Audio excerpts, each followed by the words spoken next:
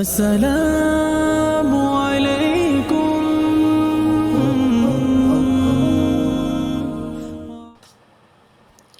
ঈদ মুবারক সবাইকে। আসসালামু আলাইকুম। Welcome to my channel Fatema blogs 23। সবাই কেমন আছেন? আশা করি ভালো আছেন। আলহামদুলিল্লাহ, আল্লাহর রহমতে আমিও ভালো আছি। সবাই আশা করি সবার ঈদটা অনেক ভালো কেটেছে। আলহামদুলিল্লাহ আমাদের ঈদটা অনেক ভালো কেটেছে।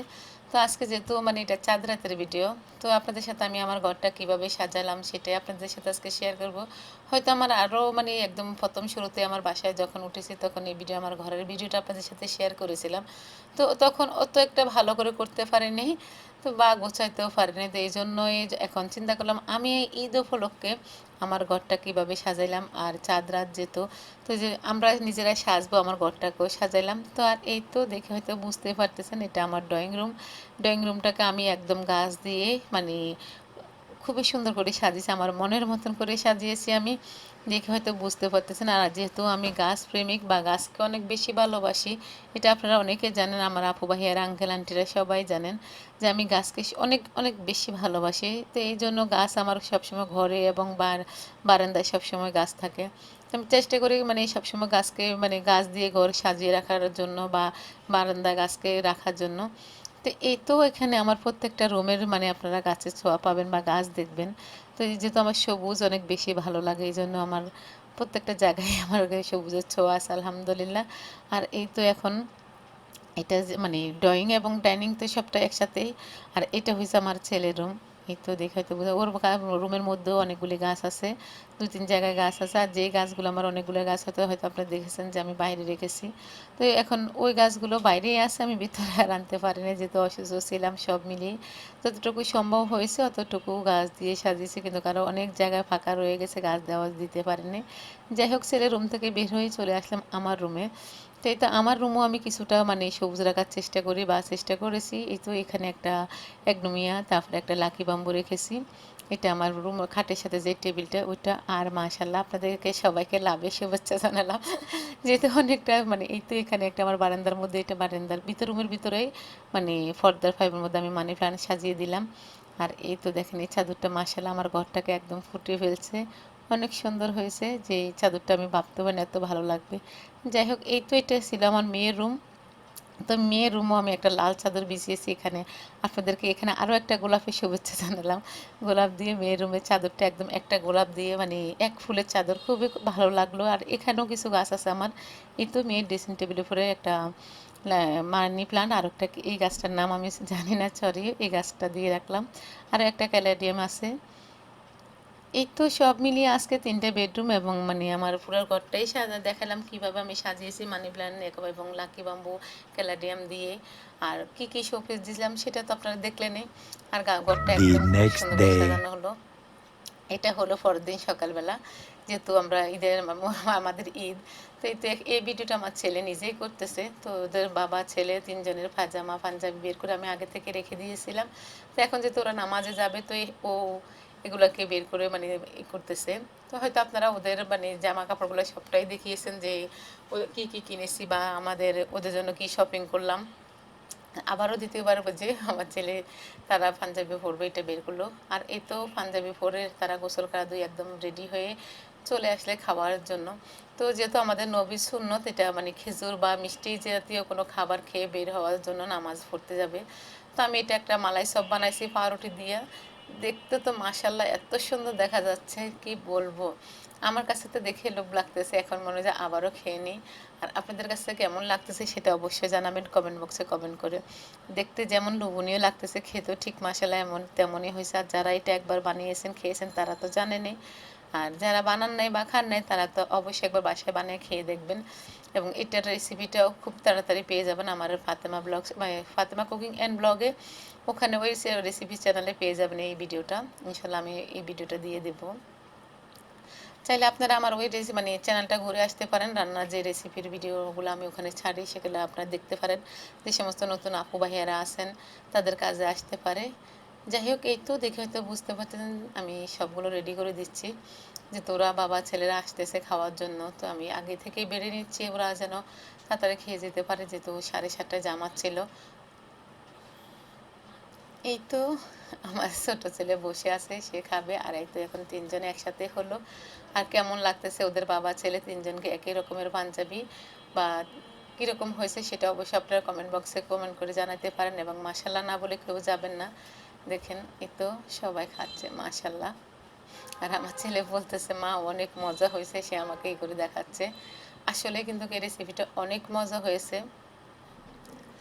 বললাম না, আমার তো খুবই লোভ লাগলো দেখার জন্য, খাওয়ার জন্য, দেখে আবার খেতে ইচ্ছে করতেছে। আপনাদের আমার মনে হয় আর আমার টেবিলে খাবারটা কীরকম হয়েছে সেটাও জানাবেন। আমার হাজব্যান্ডও বলতেছে মাশাআল্লাহ অনেক ভালো হয়েছে। আর টেবিলের খাবারটা আমার মনে হলো যে আমার ঘরটাকে আরও একটু মানে খুবই ফুটে উঠেছে। যাই হোক এই তো এখন এই যে দুই ভাইয়ে আতো দিচ্ছে, আর আমার ছেলে হাতটা উঠে রেখেছে, কারণ তার হাতের মানে পিছনে বাথরুমের দরজার সাথে একদম ছিঁড়ে গিয়েছে, এখন ব্যথা পাচ্ছে বলতেছে। তার এই তো বাবা ছেলেকে মানে আতর দিয়ে দিচ্ছে। আর এখানে হয়তো আপনারা দেখে মানে অনেকে বলতে পারেন ফিরে খাওয়ার নিয়ে কোথায় যাচ্ছে বাকি আসে বিষয়। তো আসলে এই ধরনের ভিডিওগুলো আমি মানে করতে চাই না, কখনো চাইলে কিন্তু অনেক করতে পারতাম বা করতে পারি, কিন্তু কোনো ধরনের ভিউ বাড়ানোর জন্য কিংবা ভিউ বাড়ানো কিংবা মানে লোভ দেখানো কোনো কাজ করার জন্য ওই ধরনের মন মানসিকতা বা ওই ধরনের মন আমাদের নাই। যদি থাকতো অবশ্যই এগুলো এই ধরনের কাজ অনেক কিছু করতে পারতাম বা দেখাইতে পারতাম, ভিউ বাড়াইতে পারতাম। লোভ দেখানো তো সেটা হয়ে যায়, সেটা আমি পারবো না, আমাকে দিয়ে কখনো হবে কিনা সেটাও আমি জানি না। তো আমাদের নিচে যে খায় যে ভাই আছেন ওনার জন্য, উনি আমাদের বাসায় আজকে খাবেন। তো ওনার জন্য সকালে নাস্তাটা আমার হাজব্যান্ড বলতেছে আমাকে দিয়ে দাও, আমি নিয়ে যাই, উনি আর কেন কষ্ট করে উপরে আসবে। তো ওনাকে দিয়ে দিলাম। তো এটার জন্য সরি, আমি কিন্তু সত্যিই মানে এটা ভিডিওর মধ্যে চলে আসছে, এটা দেখানোর কোনো ধরনের মানে নিয়ত ছিল না। ওই যে বললাম, কোনো ধরনের ভিউ কিংবা আপনার মানে ভিউ পাওয়ার জন্য, মানুষকে দেখানোর জন্য দান করা, আমি দান করে বলবো আমি এখানে দান করছি, ওখানে দান করছি, এই করছি সেই করছি, ওই ধরনের মন মানসিকতা আল্লাহ পাক আমাদেরকে দেয়নি। আল্লাহ মাফ করুক। আর এই ধরনের কাজ কখনো যেন না করতে হয়, এগুলা কাজ আল্লাহ যেন আমাদেরকে না করায়। মা কাউকে ঠকানো, কাউকে দিয়ে কাউকে ছোট করা কিংবা কারো কোনো ক্ষতি করা আমাদের স্বামী স্ত্রীকে দিয়ে কখনো হবে না, আর আমার ছেলে মেয়েদেরকে দিয়ে হবে না। যাই হোক এই তো এখানে দেখেন আমাদের ঈদের মানে এখানে ঈদের নামাজ হবে, এটা তো আপনারা হয়তো অনেকে চেনেন। আমার মেয়ের কলেজের ভিতরে এখানে যে মসজিদটা, সেই মসজিদের মধ্যে কিন্তু অনেক বড় বড় বক্তারা আসেন। তো আমাদের এখানে নামাজ পড়ে, আমাদের এলাকায় আরও একটা মসজিদ আছে আমাদের, তো ওখানেতে না যে ওরা এখানে আসে, যেমন এখানে বড় বড় মানে বক্তা যেমন মুক্তার আহমেদ, তারপরে হচ্ছে শেখ আহমদুল্লাহ হুজুর, মানে বড় বড় মাওলানারা ওনারা এখানে আসেন, এখানে বক্তব্য দেন এবং নামাজ পড়ান জুমার দিন। তো ওনারা এখানে আসেন নামাজ পড়ার জন্য। আর এই তো দেখেন বিশাল বড় একটা মাঠ, এটা মানে স্কুল এবং কলেজ। তো এই কলেজের মাঠ দেখে হয়তো বুঝতে পারছেন কত মুসল্লি হয়েছে মাশাল্লাহ করে। তো এখানে নামাজ পড়তে আসছে, নামাজ পড়তেছে আর কি। এটা দেখে হয়তো হয়তো বুঝতে পারতেছেন। আর ওখানে ওরা নামাজ পড়তেছে, আর এখানে আমি কী কী রান্না করলাম সেটা আপনাদের সাথে দেখাচ্ছি।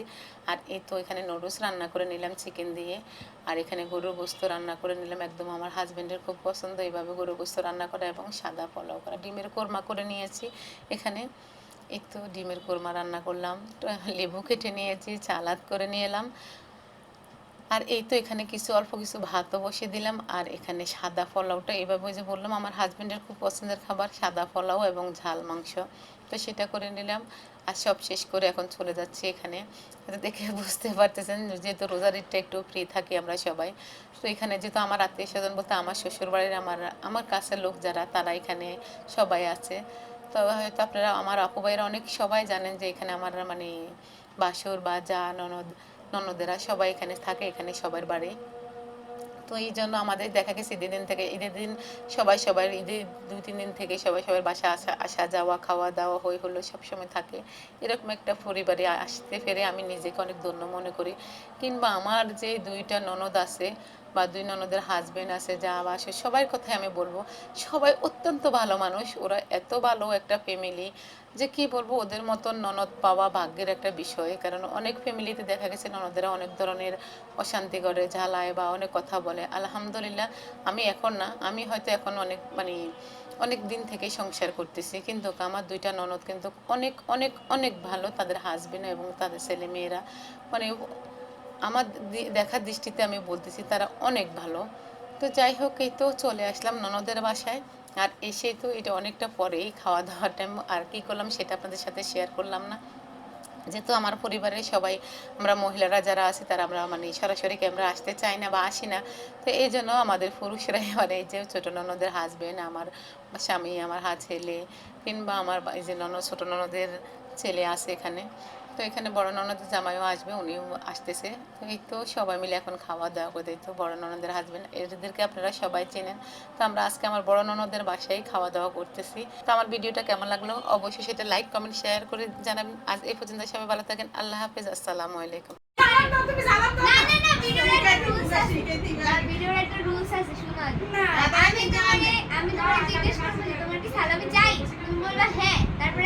ঠিক আছে সালাম দাও, পরে সালাম দিবে, এরপরে বলবো হাত পা দাও, তখন হাত পা দাও, পরে বলবো সুন্দর করে হাত পা দাও, পরে দুই হাত দিবা, তারপরে গো মা কত রুলস। 100 দুই হাত পা দাও, 50 টাকা। এবার তোমার